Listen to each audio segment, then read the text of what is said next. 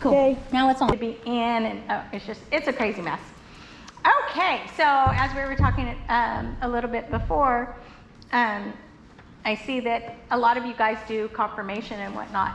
I don't know if you realize this or not, but this is a no obedience sport, which is really nice for your dogs. So I have my little agenda out, okay? So I'm just gonna highlight a few things for you guys. Most of this I sent you guys in the emails. But anyway, I just wanna make sure you understand that this is canine nose work, okay, and what it means.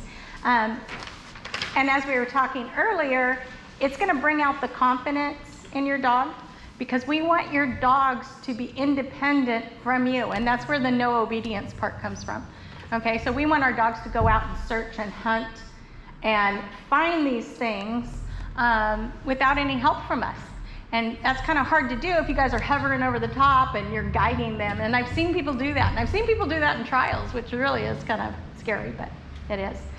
So our goal, and it doesn't matter if you're doing this to compete, like I know some of you are, okay, or if you're just doing this for fun and a good activity.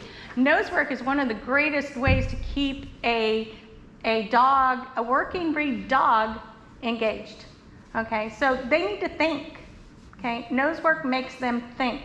And the reason it makes them think is because you're taking one of their basic instincts to hunt, to search, because that's how they survived, was hunting and searching for food, and they did that with their nose, okay?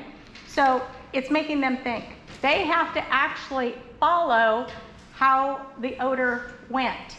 So if you have, let's say there's odor in that box, you have to think about how that odor is going to come out. And that's called a scent picture.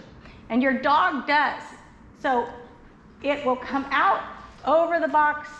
If it's cold, it's going to go down to the floor and travel on the floor. Your dog's going to catch it over here, and he's going to follow it back to the strongest scent.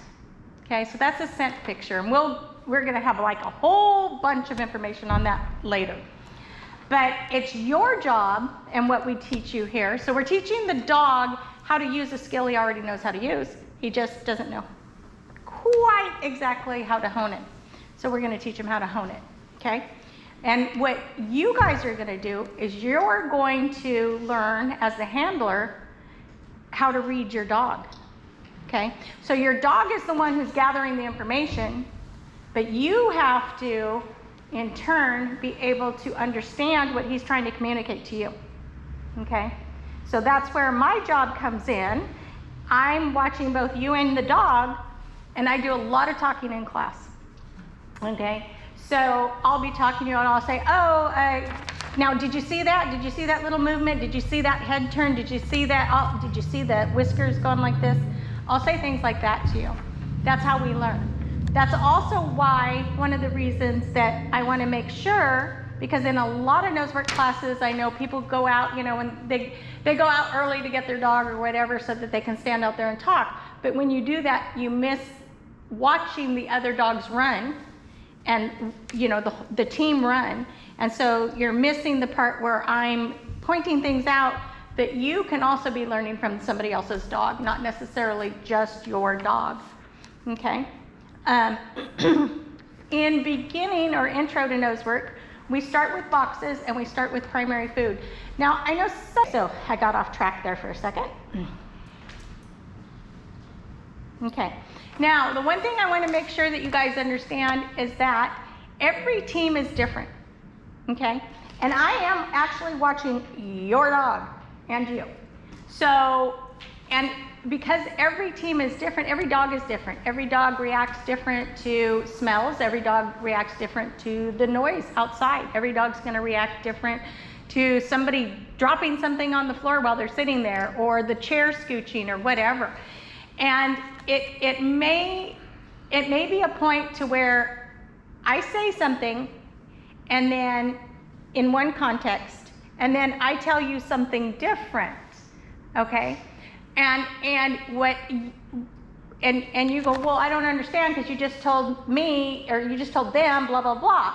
Well, the reason is because you need to take it in context with everything that's going on at the same time. and that specific dog, okay?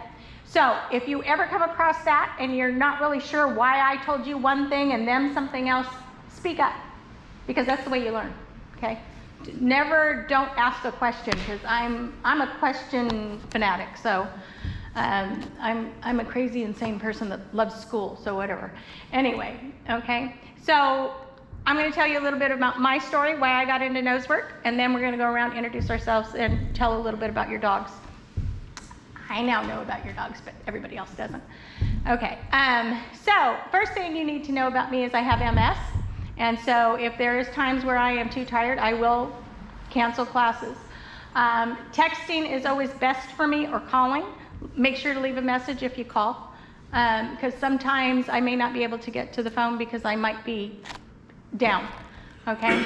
I will get back to you one way or another, but email, don't, because the only time I even look at my emails is when I know something's coming and I'm looking for something special or whatever. I look at them probably about twice a week, other than that, so texting works best, okay?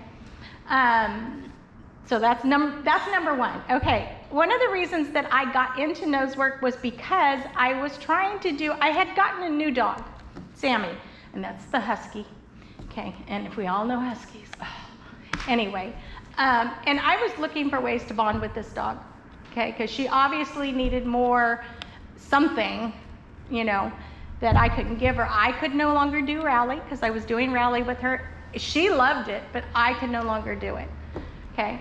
So it was like, and then my trainer said, hey, nose work, that would be fun for you and Sammy. That would bond, you know, blah, blah, blah. And so I started doing it. And I did realize, and I am an A-type personality. Most people with MS are, okay? I'm very competitive and all that kind of stuff.